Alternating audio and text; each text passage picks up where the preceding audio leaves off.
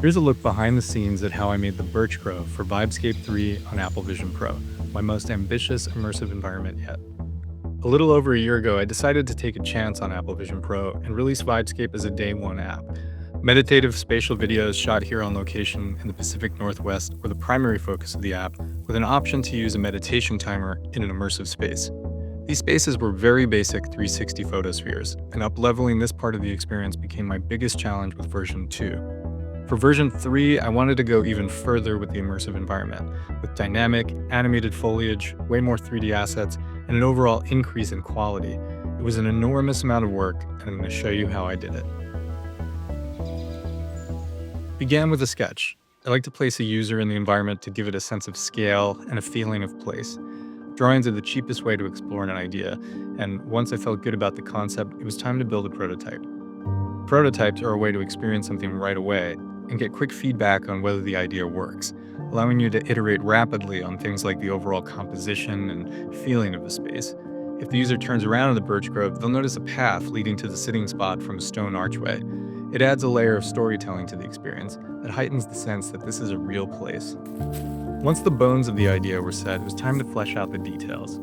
Authenticity is an important part of Vibescape, and I spent a lot of time collecting reference material, including photography and photogrammetry scans of real objects. One particular afternoon, I was taking photos on the Upland Prairie, a conservation area that Colleen and I restored in collaboration with NRCS, and I noticed this beautiful mossy outcropping. It felt both natural and somehow intentional, like a Zen gardener had placed everything just so. Photos and scans of this location served as an inspiration for the ground cover in the scene.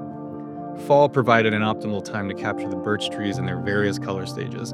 The leaves become almost luminescent, which is something I wanted to carry into the virtual environment. And the birch bark has a wonderful amount of texture. I leveraged photogrammetry scans in previous versions of Vibescape, but they can be very time-consuming to capture and clean up. So for version 3, I decided to create many of the assets procedurally using Side Effects Houdini. I worked through many versions of moss-covered boulders, trying to get something that could match up to reality while not breaking the polygon budget for the scene. In order to optimize the scene, I baked the subtle lighting and shading details into texture maps. I also broke up the larger landscape into tiles that could be more efficiently rendered. Since elements like the moss were placed procedurally, I was able to use those attributes to define which areas should retain the most detail when poly-reducing the scene from millions of triangles down to the hundreds of thousands. While this was all starting to look really good on device, something about the moss still didn't feel right. It might seem like a small detail, but to me the moss was a really prominent part of the scene, and I wanted to really figure it out. So back outside I went, camera in hand, to capture additional reference material. It finally clicked for me that what makes moss feel alive is the way that light reflects off the grazing angles. It gives moss this soft quality. So I added a custom basic Fresnel effect to my unlit shader graph material, which colors the moss's highlights in a way that's dependent on the viewing angle of the user. This one change made a 1,000-fold difference in how realistic the moss felt. The trees were also modeled procedurally, using a mix of Houdini's built-in tools as well as some new ones I created myself to try and capture details specific to the silver birch, like how the leaves form in pairs off the bud breaks. But how do you animate so many trees with thousands of branches and leaves at 90 frames per second, stereoscopically? Borrowing a concept from Unreal Engine, I used pivot maps, essentially texture maps that encode all of the positional and hierarchical data about the trees as colors. I then created complex shader graph materials in Reality Composer Pro that could leverage the GPU's parallel processing abilities to animate all of this complexity in real time. Along the way, there were some pretty funny failures.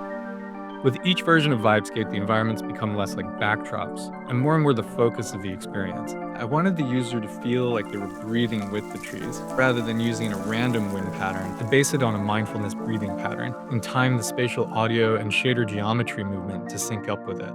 In version 2's Forest Ledge environment, the mist plays a large role, but it's entirely relegated to the distance. In the Birch Grove, I added some atmospherics to the scene, which really helped tie things together. The final piece of the puzzle, like last time, was the creation of a 32K resolution map painting, essentially a gigantic photo collage that fills in the background of the experience. This project has combined so many of my interests, from 3D animation to photography to mindfulness and app development. It's been a ton of work, but it's been really great to be part of this growing community of Vision Pro users and developers. The feedback and enthusiasm from all of you has really made this app so much more than it was just over a year ago. And this week, Vibescape was featured at the very top of the App Store. So thank you. There's a lot more to come, so stay tuned.